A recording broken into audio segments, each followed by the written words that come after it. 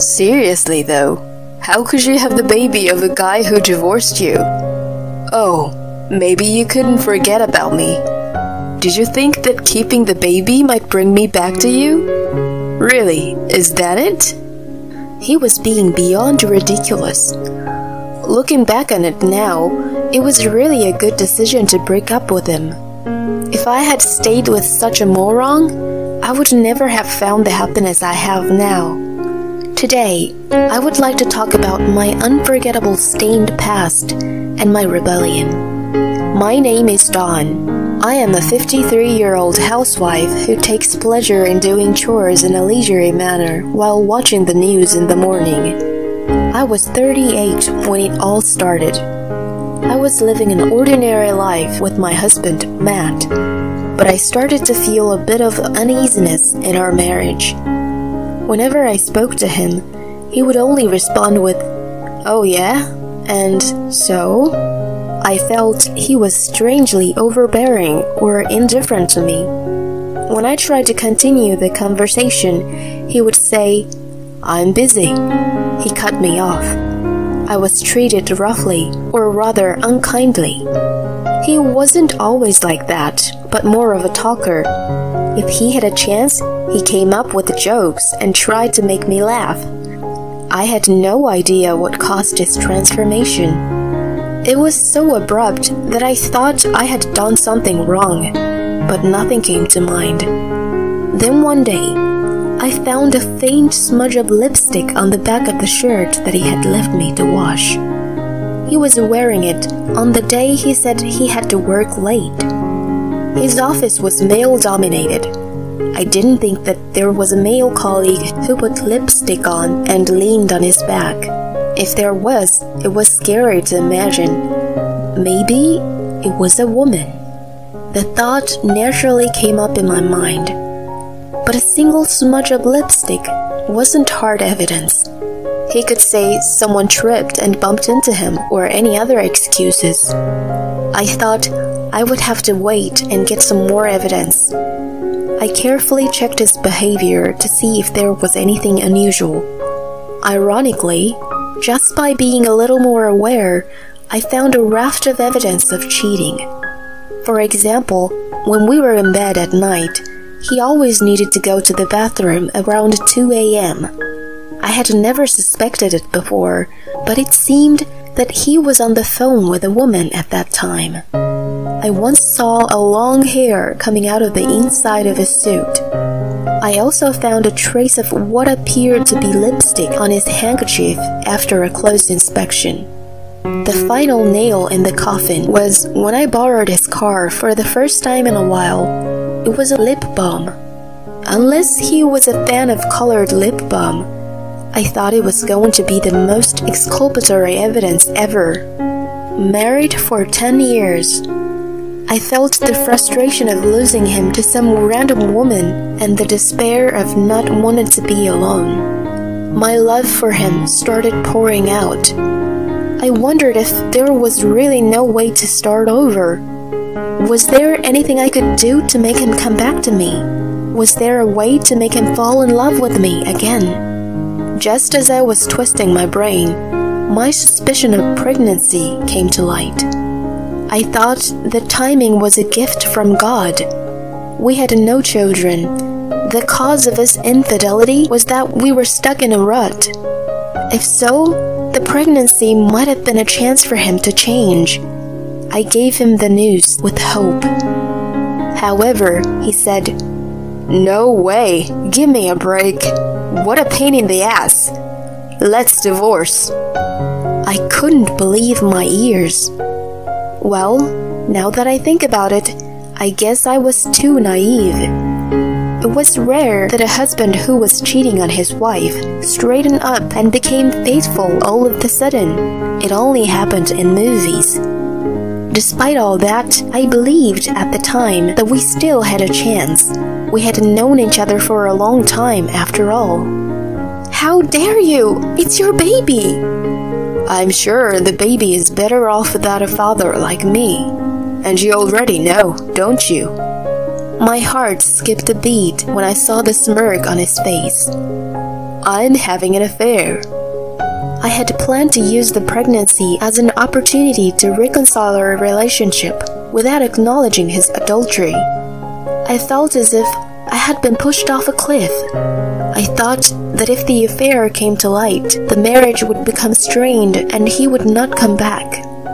It was another naivete on my part. I wanted you to find out, so I did everything I could to leave evidence, but he didn't say anything at all. I'm getting tired of it. What do you mean? I've been waiting for you to tell me. No way, you're cheating on me. I want a divorce. Don't make it harder on me. You're joking, right? I won't go through all this trouble just for a joke. I have a cute 24-year-old girlfriend right now. I have no use for a 38-year-old who is going to get fat from pregnancy, he continued to say. I can imagine you becoming like Eric Cartman. He laughed hard by himself. It wasn't funny at all. Here, I'll pay you alimony or whatever you want. Sign them. He presented me with the divorce papers. I cried for 3 days and 3 nights. When I noticed that he stopped coming home, I finally made up my mind and went to see an attorney. 5 years had passed since then. I was afraid of being alone at an old age, but I fortunately remarried my childhood friend, Larry, who was also divorced. We were living modestly with our child. Larry's ex-wife had been unfaithful, and he went through a hard divorce as well. Because we had been through similar pain, I felt very comfortable being with him. He took me out to a fancy restaurant for our wedding anniversary and gave me a nice gift for my birthday every year. He made sure that I knew he loved me. I prayed that those happy days would go on forever and welcomed another wedding anniversary. It was supposed to be a pleasant dinner at the usual upscale restaurant. Oh my God, it's Dawn! It was Matt, who frowned when he saw me. Why are you here? I couldn't help but show my dismay. What a tragedy. I happened to run into him as he came out of the restroom. I am entertaining my client. I am busy. Unlike you, just hanging around carefree. He suddenly looked behind me and came up closer to me. Oh, so you had my baby?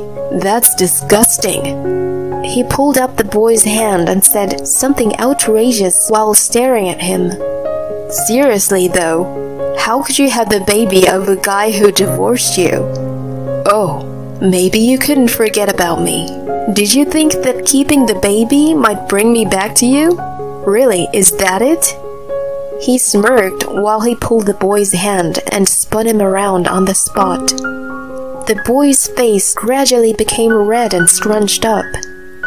Ah! He wailed. I am being kidnapped. I'm your daddy, little boy. Mommy's right there. He's stupid just like you, isn't he? At that moment, a man around 6'3" tall appeared from behind and grabbed Matt's arm tightly. The boy is mine. Huh? Matt's confused expression almost made me laugh. Is this your new husband? I kept my mouth shut. I don't know what you're talking about, but you don't think you're going to get away easily after making my son cry, do you? The tall man glared at Matt. Heavily tattooed arms were on display from his rolled-up sleeves. When Matt noticed them, he instantly became pale. Hey, Dawn, stop your husband. She's not my wife. What? Matt was confused again and looked back and forth between me, the man, and the crying boy. Then, who is this boy? Before I knew it, Matt had his arms held behind his back by the man. He's a suspicious man who repeats crazy things. Someone get the staff. There's a man here who is harming my child. The man's shout caused the commotion in the restaurant.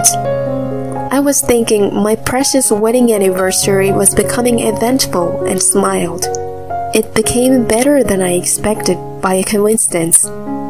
Hey, this is the man. I saw him grab this little boy by the arm. Matt was taken aback when I pointed him to the staff. Hey, wait, Don, what are you doing? Seriously, I don't understand what's going on. He was yelling frantically. I am not his wife, and the boy is not mine, much less yours. But he was standing right behind you. You were standing in the doorway of the restroom. I guess he couldn't get in. He was just following his dad, and you interrupted him. I know you wanted to make fun of me, but you can't be so quick to judge. Why don't you learn to observe a bit more? Shut up! I don't need your lecture. Well, I guess my kindness won't reach a prowler. I'm not a prowler. You grabbed a strange boy and told him that you were his daddy. How is that not suspicious in any way? I am telling you. What's more, you said to him that I was his mom. Do you still think that we're together? When I smirked at him, his face turned bright red, and he shouted, How dare you! The man at his side put more force into his restraining hand as Matt's voice got louder. Dude, let me go. I'm innocent. Innocent of what? You made my little boy cry, didn't you? It was a misunderstanding. I immediately chimed in. You selfishly misunderstood and raised your hand on someone's son, didn't you? Matt called me a bitch as he glared at me. Oh no, I'm being glared at by a prowler. I'm scared. I said it in a girly, pretentious way, though it was emotionless. It seemed to have hit a nerve in a way I hoped for. Matt violently tried to break free of the man's restraints. You even thought that I was hoping to get back together with you. Oh, maybe you couldn't get over me. I dared to mention what he said to me earlier. As expected, he got angrier, and the man sensed the danger. He rolled Matt straight to the floor and sat on his back. If you think you can break my restraints, you are mistaken. The man may have thought it was a mild threat, but combined with his heavy tattoos, it was seriously scary. I was sure Matt must have thought that it was the day he might meet his creator. Don, tell him it was just a misunderstanding. Pulling up the arms of a stranger's kid was anything but misunderstanding, right? I thought he was my kid. I couldn't contain my laughter anymore when he mumbled like a child, half crying. You never recognized the baby or paid child support, and you say the child is yours? Have I ever asked you for recognition or child support after we divorced? No, even if you did, I wouldn't have agreed. You knew that too. That's why you didn't ask me, right? Are you that stupid? I'm not a fool when I have a child to take care of. I'm gonna hunt you down until you pay. But then, why didn't you? The pregnancy test was wrong. When I went to the doctor, it turned out I wasn't pregnant. It helped me to sign the divorce papers. Those 3 days when the divorce was mentioned and he stopped coming home, I did spend a lot of time crying. I knew I couldn't go through the divorce in such an unexplained state with our baby, so I went to an obstetrician. Even if we were to get divorced, alimony, child support, and future living expenses were all on my mind, and I needed to sort these things out. If the child would benefit more from staying married, I was willing to endure it. The doctor saw no sign of pregnancy, and instead, a tumor was found in my ovary.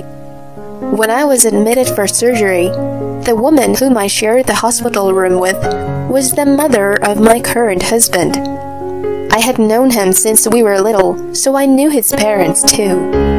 When he came to visit her, we became close again. At one point, I thought that my pregnancy was a gift from God and it could save my marriage. On the contrary, it brought me a partner who assured me that it was the right decision to leave Matt. I was also able to detect the disease early. Despite having one of my ovaries removed, I even had a child with him. It may have seemed like adding salt to injury, but in fact, it was filled with good fortune. When I finished telling Matt all that, he turned pale and murmured, "No way, I was dumped by my girlfriend." Needless to say, I laughed at him. Well, I didn't think that young girls wanted to deal with such a middle-aged man who was getting older and older.